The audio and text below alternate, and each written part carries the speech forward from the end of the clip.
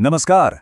चलिए आज उस जादू के पीछे की तकनीक को समझते हैं जो वीडियो गेम से लेकर 3D एनिमेशन तक हर चीज को हमारी स्क्रीन पर जिंदा कर देती है।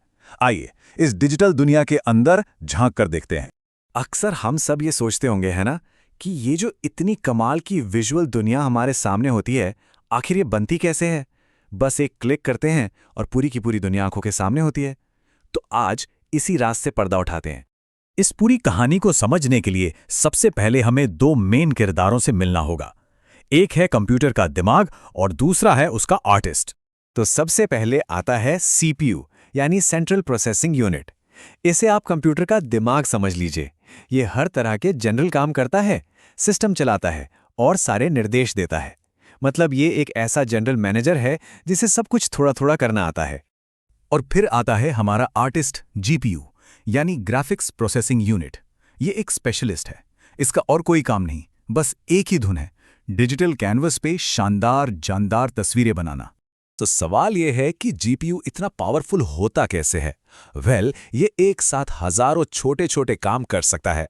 इसी को कहते हैं पैरेलल प्रोसेसिंग। एनवीडिया और एएमडी जैसी बड़ी कंपनियां इन्हीं जबरदस्त कलाकारों को बनाने के लिए जानी जाती हैं। तो देखिए, मोटा मोटा फर्क ये है, सीपीयू एक दिमाग की तरह है जो एक के बाद एक लॉजिकल काम करता है।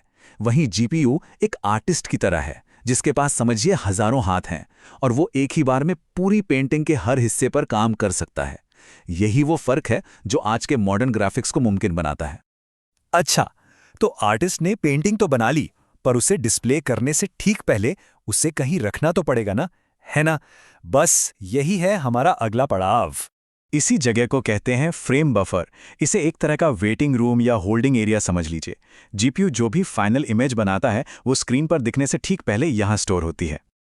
और देखिए, इसका कनेक्शन सीधा सा है। स्क्रीन का रेजोल्यूशन जितना ज्यादा होगा, मतलब तस्वीर की क्वालिटी जितनी अच्छी होगी, इमेज का साइज भी उतना ही बड़ा होगा। और उस बड़ी इमेज को रखने के लिए उतना ही बड़ा फ्रेम बफर चाहिए होगा। सिंपल। चलिए अब चलते हैं सिस्टम के सबसे मजेदार हिस्से की तरफ। ये वो जगह है जहां कच्चा पक्का डेटा एक खूबसूरत तस्वीर में बदल जाता है। इसे एक इमेज बनाने वाली फैक्ट्री मान सकते हैं। और इस फैक्ट्री का नाम है ग्राफिक्स पाइपलाइन। इसे बिल्कुल एक असेंबली लाइन की तरह समझिए, जहां 3D मॉडल एक सिरे से अंदर जाता है और स्टेप बाय स्टेप प्रोसेस होकर दूसरे सिरे से एक फाइनल 2D इमेज बनकर बाहर आता है।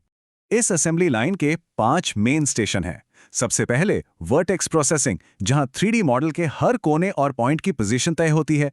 फिर आता है प्रिमिटिव असेंबली, जहां उन सारे पॉइंट्स को जोड़कर ट्रायंगल्स जैसी बेसिक शेप्स बनाई जाती हैं। लगभग हर 3D चीज इन्हीं से बनती है। तीसरा और सबसे जरूरी स्टेप है रास्टराइजेशन। यहां उन 3D ट्रायंगल्स को स्क्रीन के हजारों लाखों छोटे डॉट्स यानी 2D पिक्सल्स में बदल दिया जाता है। इसके बाद फ्रैगमेंट प्रोसेसिंग में हर एक पिक्सल में जान डाली जाती है, मतलब उसमें रंग, लाइट, शैडो, टेक्सचर सब कुछ यहीं ऐड होता है।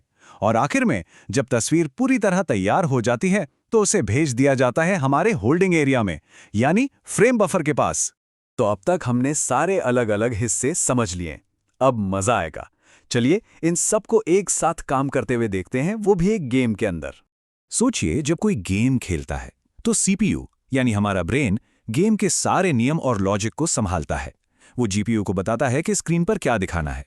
फिर जीपीयू हमारा आर्टिस्ट अपनी पूरी फैक्ट्री यानी ग्राफिक्स पाइपलाइन को काम पर लगा देता है और धड़ाधड़ एक के बाद एक तस्वीरें, जिन्हें फ्रेम्स कहते हैं, बनाने लगता है। हर तैयार फ्रेम सीधा जाता है फ्रेम बफर में और मॉनिटर वहां से उन फ्रेम्स को इतनी तेजी से दिखाता है कि हमारी आंखों को सब कुछ मोशन में नजर आता है, एकदम स्मूथ। तो देखा, ये कोई जादू नहीं बल्कि एक जबरदस्त टीमवर्क है। सीपीयू का दिमाग, जीपीयू की कलाकारी, पाइपलाइन की स्पीड और फ्रेम बफर का मैनेजमेंट, ये सब मिलकर इतनी सफाई और तेजी से काम करते हैं कि हमें वो कमाल के रियलिस्टिक ग्राफिक्स देखने को मिलते हैं। तो अब जब हम ये जान गए हैं कि ये डिजिटल दुनियाएं आखिर बनती कैसे हैं, तो सोचने वाली बात ये है कि आने वाले वक्त में टेक्नोलॉजी और ये डिजिटल आर्टिस्ट्स मिलकर और क्या-क्या कमाल रचने वाले हैं।